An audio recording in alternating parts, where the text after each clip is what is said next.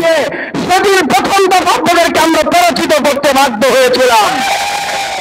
সেই শহীদের রক্ত বোঝাই বাইতুল মোকাররমের উত্তর গেট, এখান থেকে আর কোনদিন ফ্যাসিবাদ আওয়ামী লীগের দোসরদের মাথা উঁচু করতে দেওয়া হবে না।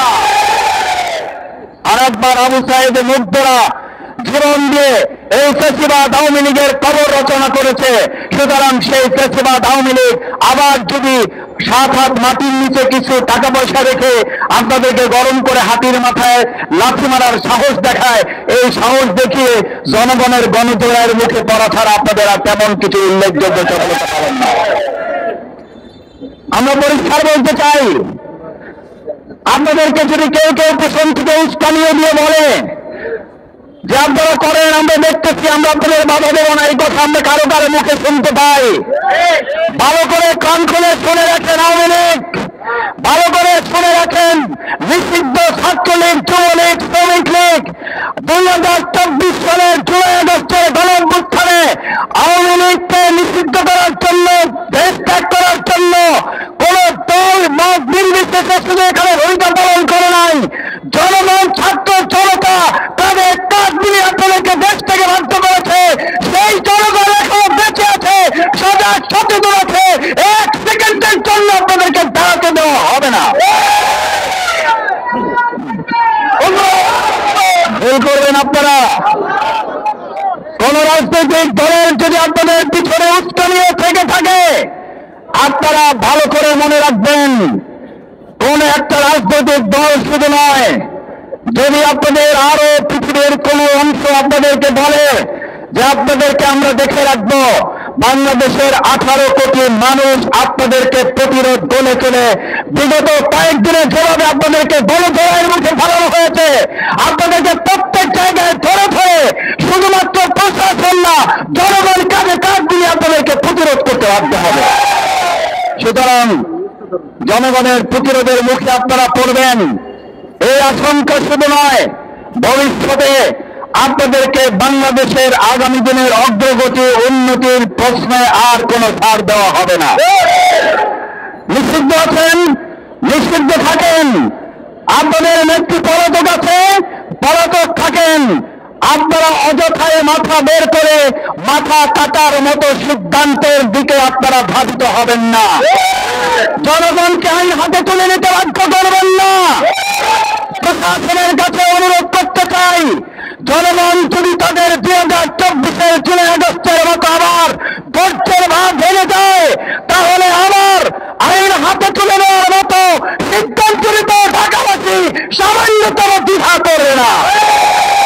সুতরাং প্রশাসনে যারা আছেন, বাংলাদেশ জামাত ইসলামী ইসলামী ছাত্র শিবির ন্যায়সঙ্গত দাবি আদায়ের জন্য আমরা কর্মসূচি ঘোষণা করা ছাড়াই এই পল্টনকে আমরা যুদ্ধ অবস্থা করে দেখেছি, এটাকে যুদ্ধের ময়দান হিসাবে দেখেছি।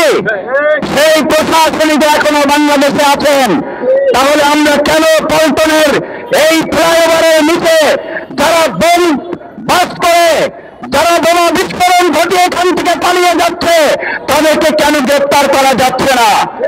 গ্রেপ্তার করতে যদি না পারে প্রশাসন, দেশের জনগণ, ঢাকাবাসী যদি তারা তাদের দায়িত্বের অংশ হিসাবে নিজেরা দায়িত্ব হাতে নিয়ে দায়িত্ব পালন করে, তখন কিন্তু আইনের দোহাই দিতে পারবেন না। সেই জন্য আসুন আমরা আরো স্মরণ করিয়ে শেষ করতে চাই, আমাদের এই বাংলাদেশ জামাত ইসলামী জেলায় সনদের ভিত্তিতে একটা সমাজ পরিবর্তনের জন্য, নতুন বন্দোবস্ত নির্মাণের জন্যই আমাদের 2024 সালের জুলাই আগস্টের গণঅভ্যুত্থান হয়েছিল। জুলাই আগস্টের গণঅভ্যুত্থানের চেতনা লালন করার জন্যই জুলাই সনদের আইনি ভিত্তি দেওয়া ছাড়া কোনো উপায় নাই। পিয়ার যারা বুঝতে চান না, তারা পিয়ার বুঝতে পেরেছিলেন, কিন্তু আপনারা শুধু সময় নিয়েছিলেন। আমরা মনে করি আর সময় নেওয়ার দরকার নেই। পিয়ারে যদি বুঝতে না পারেন, দেশে চালাইতে পারবেন না।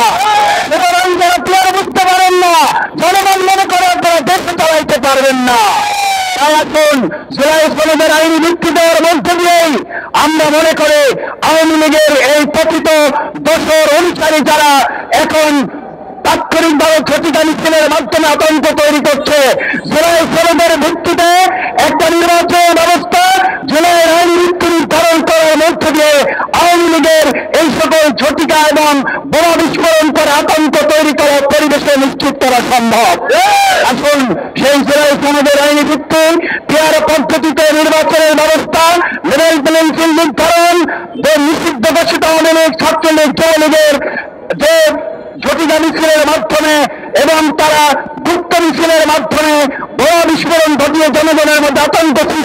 চেষ্টা করছে। আইন শৃঙ্খলা রক্ষাকারী বাহিনীর পাশাপাশি নাগরিকবাসী আমরা সচেতন থেকে চোখ কান খোলা রেখে যেখানে তাদেরকে এরকম অবস্থায় পাওয়া যাবে প্রতিরোধ করার জন্য কি সবাই রাজি আছেন? আইন শৃঙ্খলা রক্ষা বাহিনী, গোয়েন্দা বাহিনী, আমি আপনাদেরকে সাক্ষী থাকতে বলছি, আমাদের এই ঢাকাবাসীকে দেখে রাখুন, যদি আমরা আইন শৃঙ্খলা রক্ষাকারী বাহিনীর ভূমিকার জন্য আমরা প্রশংসা করি, কিন্তু একই সাথে আরো গুরুত্বপূর্ণ ভূমিকা ঢাকাবাসী আপনাদের কাছ থেকে প্রত্যাশা করে।